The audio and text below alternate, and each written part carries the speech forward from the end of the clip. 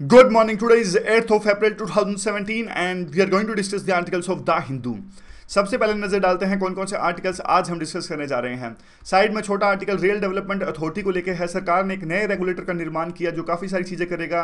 Passengers या फिर fleet का किराया निर्धारित करेगा, रेलवेज के परफॉर्मेंस स्टैंडर्ड्स हैं उनको भी मेजर करेगा या फिर इंफॉर्मेशन भी डिसैमिनेट करेगा। इसके अलावा इस आर्टिकल में कुछ प्रॉब्लम्स रेलवे की और कुछ सोल्यूशंस भी डिस्कस किए गए हैं, तो इन सब चीज़ों को हम डिस्कस करेंगे। आएंगे नीचे की ओर। नीचे का जो आर्टिकल है वो साउथ अफ्रीका की पॉलिटिक्स से रिलेटेड है, तो नोट्स बनाने की आवश्यकता तो नहीं है, लेकिन थोड़ा सा ये देखेंगे बस चल क्या रहा है साउथ अफ्रीका के अंदर में। बीच का जो आर्टिकल है वो हिंदुत्व एजेंडा, पॉलिटिक्स, धर्म, ये सब चीज़ें जो एग्जाम के लिए इंपॉर्टेंट नहीं होती उससे रिलेटेड ये आर्टिकल है, इन्हें भी हम नहीं डिस्कस करने वाले हैं। नीचे जो आर्टिकल है फ्रांस से रिलेटेड जो आर्टिकल है, बस एक दो पॉइंट इस आर्टिकल में इंपॉर्टेंट है कि क्या कुछ चल रहा है, तो बस बाकी तो ये जो फ्रांस की पॉलिटिक्स है उस पर डिपेंड नहीं है। पॉलिटिक्स डिस्कस करनी हो तो हमारे देश की कर लेंगे, फ्रांस की पॉलिटिक्स तो क्यों ही डिस्कस करेंगे हम। यहाँ पे देखिए शनिवार को जो आपको पता है ग्राउंड जीरो आता है। ग्राउंड जीरो के आर्टिकल में काफ़ी फैक्चुअल डिटेल्स होती हैं जो कि एग्जाम के लिए महत्वपूर्ण नहीं होती, तो इस आर्टिकल को भी हम नहीं डिस्कस करेंगे।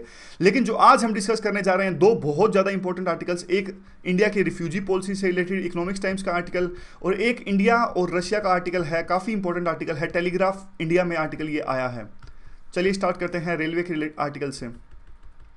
रेल डेवलपमेंट अथॉरिटी यानी एक रेगुलेटर बनाने का सरकार ने निर्णय लिया। और देखिए फिलहाल आप रेलवे की सिचुएशन देखिए। रेलवे हमारी देश की इकोनॉमिक ग्रोथ का मेन ड्राइवर है, पूरे देश को आपस में कनेक्ट करता है, कनेक्टिविटी को इन्हेंस करता है रेलवे। लेकिन जो डिमांड है आज ट्रेन की बहुत ज़्यादा है, कनेक्टिविटी दूर दराज के इलाकों में अभी तक ये नहीं पहुंचा पाया है। और जहाँ जहाँ कनेक्टिविटी है, इवन आप एग्जाम्पल के तौर पर देखिए वहाँ भी जो ट्रेनें होती हैं खचाखच भरी होती हैं, यात्रियों की संख्या काफ़ी ज़्यादा होती है, डिमांड जो है ट्रेन की काफ़ी ज़्यादा है। यानी हमारे देश की जो इकोनॉमिक ग्रोथ की जो नीड्स है या फिर बाकी जो नीड्स है उसको फुलफिल कर पाने में रेलवे अभी तक सक्षम नहीं हो पाया है। काफ़ी तरह के इसके रीजंस हैं। रेवेन्यू काफ़ी कम है रेलवेज का, क्योंकि किराया है देखिए उसमें काफ़ी राजनीति होती है। किराया आमतौर पर पैसेंजर्स का काफ़ी कम रखा जाता है तो रेलवे को काफ़ी लॉस होता है। या फिर एक जो टर्म होती है क्रॉस सब्सिडाइजेशन। ये क्रॉस सब्सिडाइजेशन क्या होता है? देखिए क्रॉस सब्सिडाइजेशन ये होता है कि मान लीजिए रेलवे का जो फ्रीट सेक्टर है ना, जो जिसमें वो सामान ढोते हैं इंडस्ट्रीज के लिए, वो सेक्टर फिर भी ठीक ठाक काम करता था। लेकिन रेलवे कई बार क्या करते हैं, वहां से जो रेवेन्यू होता है उसको यूज किया जाता है पैसेंजर्स ट्रेन्स के लिए, तो इससे तो डबल नुकसान होता है। वहां तो जो पैसेंजर्स ट्रेन्स में जो किराया है वहां तो ऑलरेडी कम है, वहां तो रेलवे को बहुत ज़्यादा नुकसान हो रहा है। लेकिन जो फ्रीट में जो रेवेन्यू हुआ, अगर उसी रेवेन्यू को अगर जो रेलवेज है फ्री सेक्टर को और ज़्यादा वहाँ पे इंफ्रास्ट्रक्चर बढ़ाने के लिए यूज करती, ट्रेन को बढ़ाने के लिए यूज करती, स्पीड को बढ़ाने के लिए यूज करती, तो और ज़्यादा फायदा होता वहाँ पे। लेकिन ऐसा नहीं करती रेलवे, क्रॉस सब्सिडाइजेशन होता है, रेवेन्यू लेस होता है, तो काफ़ी नुकसान रेलवे को होता है। उसके अलावा चाहते क्या हैं हम या फिर पैसेंजर्स, जो इंडस्ट्रीज है वो क्या चाहती है रेलवे से?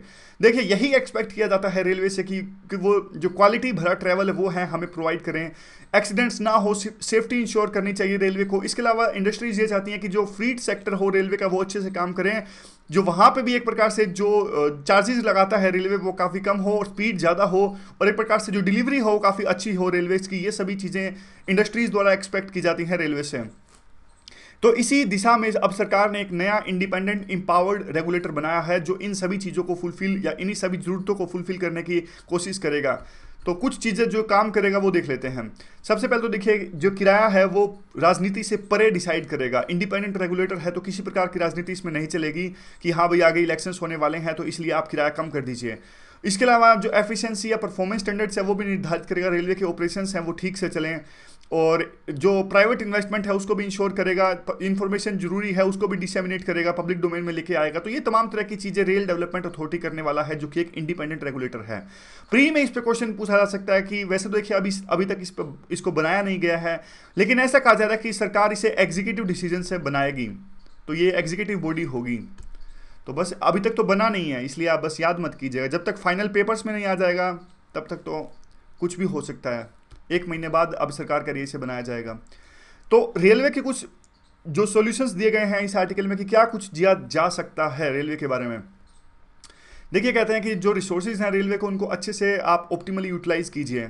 अब कई बार देखिए रेलवे पर यह आरोप लगता है कि रेलवे अपने डोमेन से जाकर बाहर कुछ ऐसी चीज़ें बनाता है जो कि जिसमें उसकी एक्सपर्टीज़ नहीं है। जैसे रेलवेज़ ने एक प्रकार से हॉस्पिटल्स बनवाए। हॉस्पिटल्स तो देखिए डेफिनेटली हमारे देश में बनने चाहिए, लेकिन हेल्थ मिनिस्ट्री जो है, जो हमारी स्वास्थ्य मिनिस्ट्री है, वो हॉस्पिटल्स बनाएगी तो ज़्यादा अच्छा है, क्योंकि उनके पास में एक्सपर्टीज़ है। रेलवे अगर अपनी धरती पर हॉस्पिटल्स बनाएगी तो एक प्रकार से वहाँ पे एफिशिएंसी वो नहीं ला पाएंगे, क्योंकि एक्सपर्टीज़ इनका हॉस्पिटल बनाने में नहीं है। इसके अलावा जो रेलवे बोर्ड है, जो काफ़ी ज़्यादा सेंट्रलाइजेशन है रेलवे बोर्ड में, तो डिसेंट्रलाइजेशन रेलवे बोर्ड का होना चाहिए।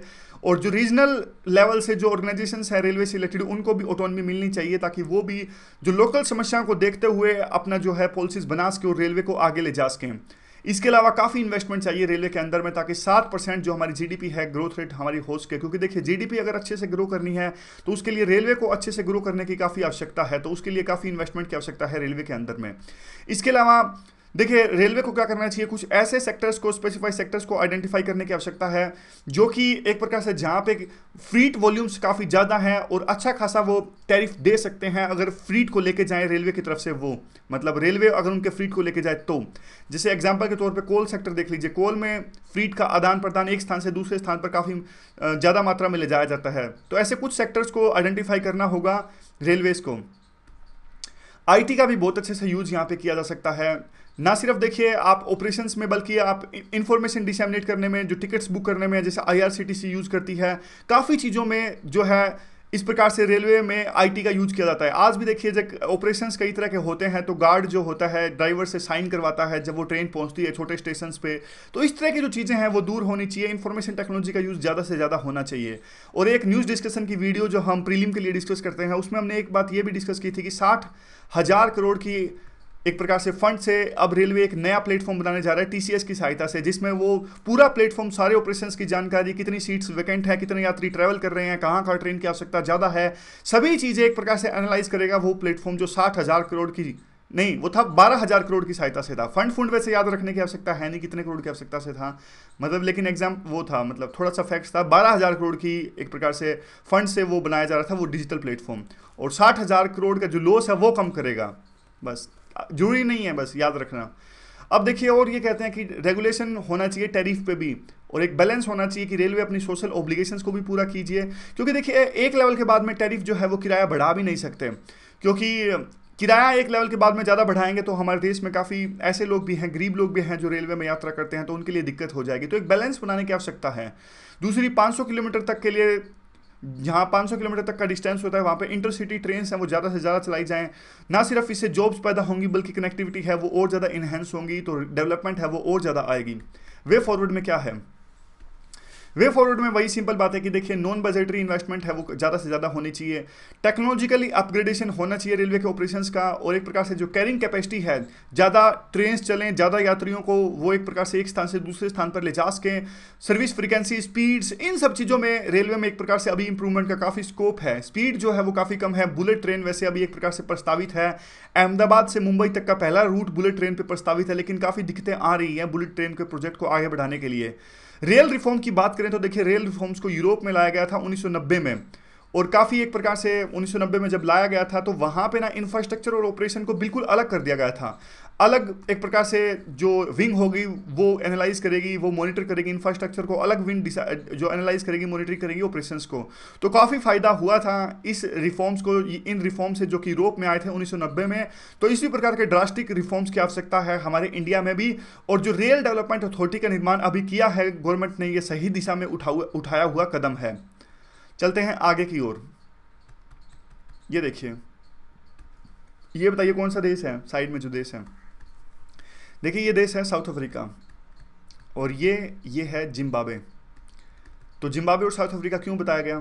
देखिए बात यूँ है, साउथ अफ्रीका में अभी जो प्रेसिडेंट है जैकब जुम्मा, ये एक प्रकार से ऑथोरिटेरियन बनते जा रहे हैं, ऑटोक्रेटिक बनते जा रहे हैं। काफ़ी रोष है इनके खिलाफ जनता में, और ये उसी प्रकार से बिहेव कर रहे हैं जिस प्रकार से रॉबर्ट मुगाबे जो जिम्बाब्वे के प्रेसिडेंट हैं, उन्होंने भी अभी वो भी एक प्रकार से ऑटोक्रेट कहलाते हैं, जिम्बाब्वे के हैं। और जो साउथ अफ्रीका के फिलहाल के प्रेसिडेंट है जैकब जुम्मा, वो भी अपने पड़ोसी देश के जो राष्ट्रपति हैं उनका एक प्रकार से पीछा करते हुए उन्हीं के नक्शे कदम पर चल रहे हैं, जो कि अच्छी बात नहीं है। ऑथोरिटेरियन दिशा में ये बढ़ रहे हैं। तो यहाँ पर देखिए थोड़ा सा मैप भी आप देख लीजिए, जो आसपास के देश हैं। साउथ अफ्रीका है सबसे नीचे, यहाँ पे साउथ अफ्रीका के अंदर ही एक छोटा सा देश है लिसोथो। ये देखिए साउथ अफ्रीका के अंदर ही है, बिल्कुल लैंडलॉक्ड है। ये स्वाजीलैंड है, मोजाम्बिक है, और यहाँ पे जिम्बाब्वे है, बीच में बोस्तानवा है, ये नामीबिया है, अंगोला है, ऊपर जाम्बिया है, मोजाम्बिक है यहाँ। तो बस ये आसपास के थोड़े से देश देख लिए हमने। ये है जैकब जुम्मा, फिलहाल साउथ अफ्रीका के प्रेसिडेंट ये हैं। तो अब क्या हुआ? तो अब देखिए हुआ क्या कि साउथ अफ्रीका में उन्होंने अपनी मिनिस्ट्री का एक प्रकार से रीसफल किया, और जिसमें साउथ अफ्रीका के प्रेसिडेंट ने फिनेंस मिनिस्टर प्रवीण गोर्धन को हटा दिया, जो कि काफ़ी पॉपुलर थे साउथ अफ्रीका के अंदर में। और पिछले दिनों देखिए साउथ अफ्रीका में और भी काफ़ी तरह के ऐसे कदम उठाए गए जो कि साउथ अफ्रीका की इकोनॉमी के लिए भी हानिकारक थे। और एक तरफ से सारी जो पावर है जो जैकब जुम्मा है अपने हाथों में सेंट्रलाइज करते जा रहे हैं। फिलहाल उन्होंने ऐसे कदम उठाए कि अगर वो अभी रिटायर भी हो जाएंगे तो उनकी जो वाइफ हैं वो साउथ अफ्रीका में उनकी पार्टी जो है African national party, African national Congress, उनमें एक प्रकार से शीर्ष पर आ जाएंगी। तो डेमोक्रेटिक इंस्टीट्यूशंस की धज्जियां उड़ा रहे हैं ये। अफ्रीकन नेशनल पार्टी एक प्रकार से काफ़ी डेमोक्रेटिक थी। नेल्सन मंडेला ने जब आज़ादी दिलवाई थी 1994 के आसपास, जब अफ्रीकन नेशनल पार्टी पहली बार सत्ता में आई थी, लेकिन अब सिचुएशन काफ़ी ख़राब हो चुकी है, डेमोक्रेटिक इंस्टीट्यूशंस बिल्कुल भी नहीं है। तो इसलिए जनता ने काफ़ी प्रोटेस्ट किया इस बात पे, और ये सब बातें हैं। और फिलहाल एक दो बातें लास्ट में वो ये भी कहते हैं कि वो रॉबर्ट मुगाबे जो जिम्बाब्वे के प्रेसिडेंट थे उनके नक्शो कदम पर चल रहे हैं। तो एग्जाम के लिए ये आर्टिकल इतना इंपॉर्टेंट नहीं है, बस हमें ये पता होना चाहिए कि क्या कुछ चल रहा है अफ्रीका के अंदर में। अब चलते हैं अगले आर्टिकल की तरफ में। ये फ्रांस से रिलेटेड आर्टिकल है। तो ये फ्रांस है यूरोप में, और आसपास के देश देखें तो देखिए ये फ्रांस है, यूरोप का मैप है।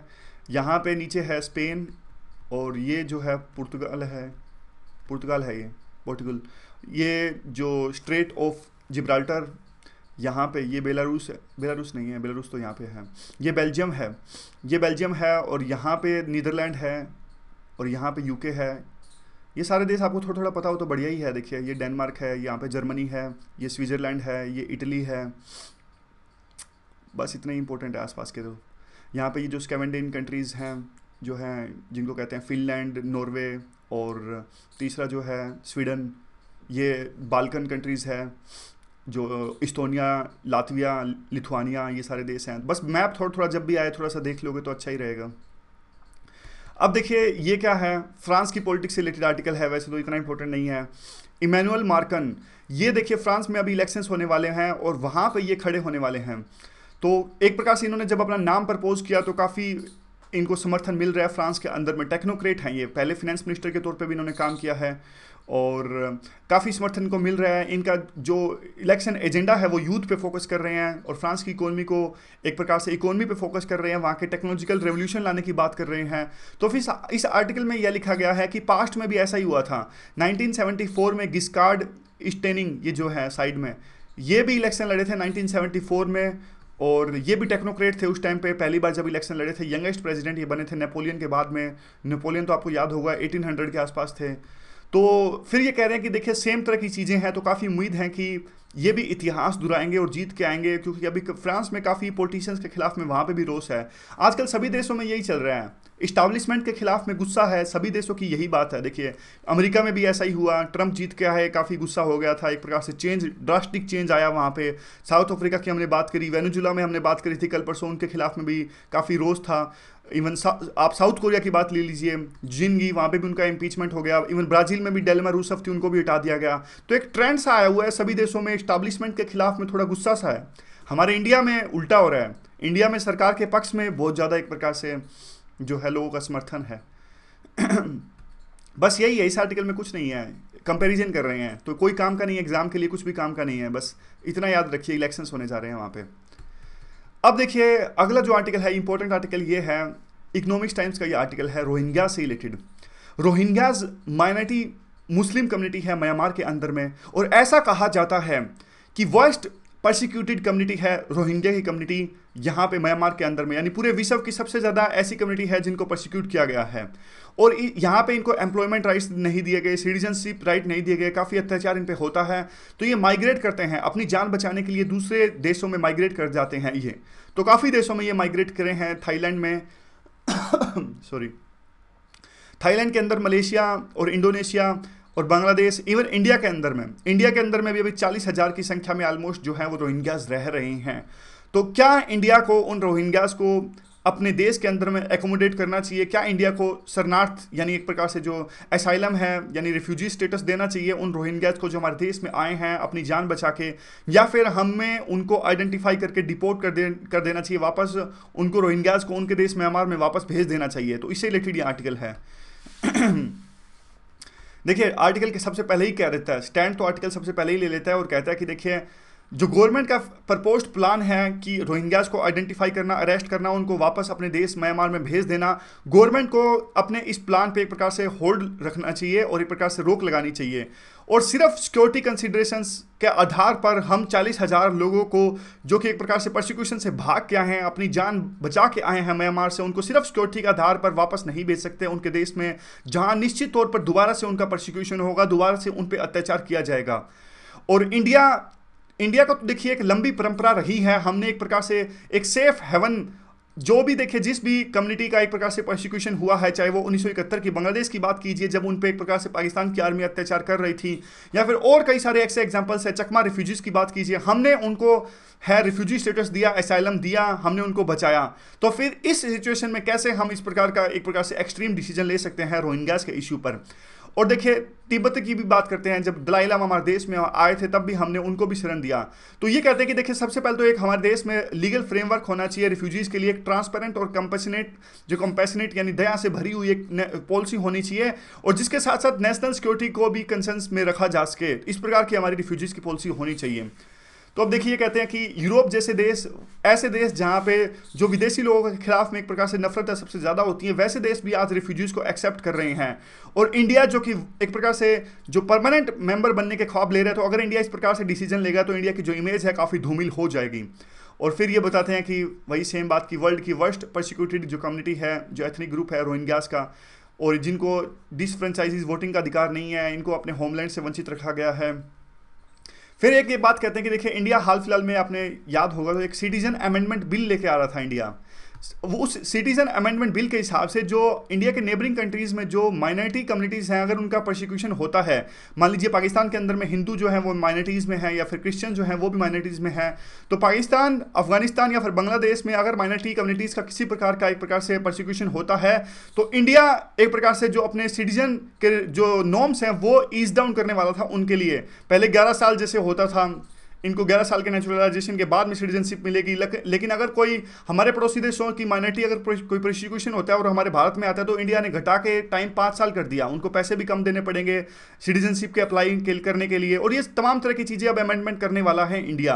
काफ़ी कंट्रोवर्सी भी इस पर क्रिएट हुई थी। फिर इंडिया ने, जो हमारी गवर्नमेंट है, उन्होंने इस बात को क्लैरिफाई किया था कि ना सिर्फ देखिए जो माइनॉरिटी कम्युनिटी में सिर्फ ये हिंदू या क्रिश्चियन धर्म के नहीं, ईसाई धर्म के नहीं, बल्कि जो मुस्लिम धर्म के जो प्रोसिक्यूटेड माइनॉरिटी कम्युनिटीज़ हैं, जैसे पाकिस्तान में सुन्नी ज़्यादा हैं, सिया, अहमदीज़ या सूफी जो हैं, अगर उनका भी एक प्रकार से प्रोसिक्यूशन होता है तो इंडिया उनको भी एक प्रकार से लिबरल रूप से देखेगा।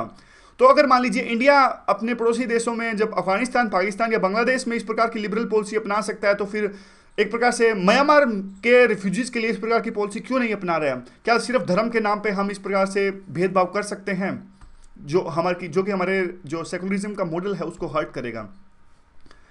फिर ये कहते हैं कि देखिए जो इंडिया की तो कोई रिफ्यूजी पॉलिसी अभी तक है ही नहीं, और एडहोक रूप से जब भी कोई रिफ्यूजी क्राइसिस होता है तो अलग अलग ढंग से हम उसको रिप्लाई करते हैं।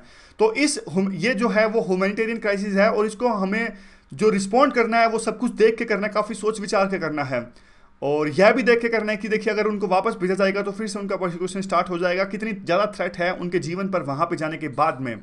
और सेम बात की एडहोक अप्रोच रही है, और इसको चेंज करके अब एक कम से कम एक पॉलिसी बनानी चाहिए जिसमें जो रिफ्यूजीज़ हैं, गवर्नमेंट जो है उनके रिफ्यूजीज़ की राइट्स को एक प्रकार से आइडेंटिफाई कर सके, उनकी जो ड्यूटीज़ हैं उनकी भी आइडेंटिफाई कर सके कि क्या उनके राइट्स होने चाहिए, अगर वो रिफ्यूजी स्टेटस लेके हमारे देश में आते हैं तो क्या उनकी ड्यूटीज़ होनी चाहिए, क्या कुछ गवर्नमेंट उनको सर्विसेज प्रोवाइड करेगा। इन सभी चीज़ों को ध्यान में रखते हुए और नेशनल सिक्योरिटी को ध्यान में रखते हुए गवर्नमेंट को अपनी जो है रिफ्यूजी पॉलिसी का निर्माण करना चाहिए। अब देखिए वे फॉरवर्ड क्या है। वे फॉरवर्ड में देखिए बात आती है कि एक जो रिफ्यूजी कन्वेंशन है 1951 की, इंडिया को इस रिफ्यूजी कन्वेंशन को साइन करना चाहिए, और इसके बाद में जो प्रोटोकॉल था उसको भी इंडिया को साइन करना चाहिए।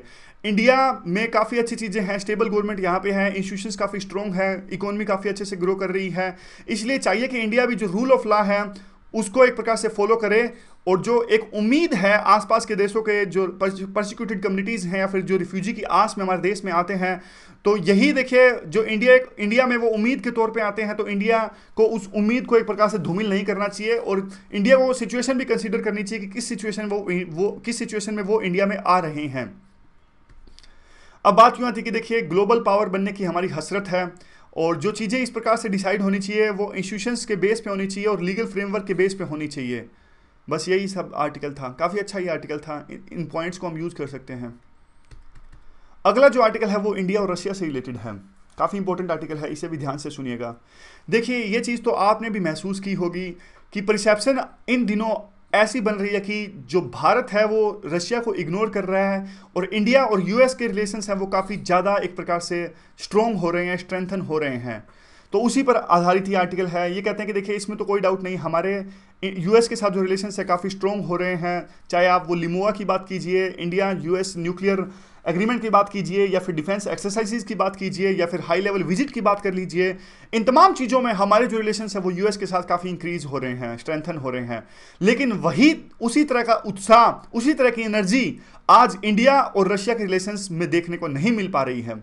और देखिए बात कहते हैं कि हमारे पुराने टाइम में जो यूएसएसआर यानी जो आज का रशिया है वो हमारा एक प्रकार से घनिष्ठ मित्र था और यूएस के साथ हमेशा से हमारे एक प्रकार से रिलेशंस हैं अच्छे नहीं रहे हैं, क्योंकि यूएस पाकिस्तान को बहुत सपोर्ट करता था।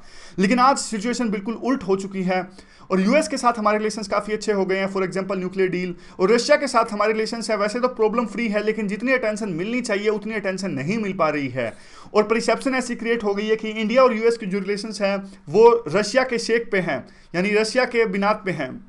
तो ये सब चीज़ें हमें देखने की आवश्यकता है इस आर्टिकल में क्या कुछ हो रहा है। देखिए और भी दूसरे फैक्टर्स हैं जो कि लार्जली अनजस्टिफाइड हैं, आर्टिकल कहता है। कमल सिब्बल के द्वारा ये आर्टिकल लिखा गया है। तो ये कहते हैं कि देखिए एक प्रकार का आरोप ये लगता है कि हमने रशिया के साथ रिलेशंस को इग्नोर कर दिया है। ये कहते हैं कि देखिए हमारे यूएस के साथ रिलेशंस इंक्रीज हो रहे हैं, स्ट्रेंथन हो रहे हैं, ये बात बिल्कुल सही है, लेकिन इंडिया और रशिया के जो रिलेशंस हैं वो हम जानबूझ के इग्नोर कर रहे हैं, ये बात बिल्कुल गलत है। तो कौन से ऐसे फैक्टर्स हैं जिसमें हमारे और रशिया के रिलेशंस एक प्रकार से नीचे जा रहे हैं? पहले तो ये एग्जाम्पल देते हैं कि इंडिया और यूएस के रिलेशंस क्यों आगे जा रहे हैं और कैसे आगे जा रहे हैं। ये कहते हैं कि देखिए बायलैटरल डायलॉग की बात करें तो इंडिया और यूएस में 50 से ज़्यादा ऐसे प्लेटफॉर्म्स हैं जहाँ पे बायलैटरल डायलॉग होता है, जैसे कि डिफेंस मिनिस्ट्री, एजुकेशन मिनिस्ट्री, ऐसे तमाम तरह के 50 एक प्रकार से प्लेटफॉर्म्स हैं।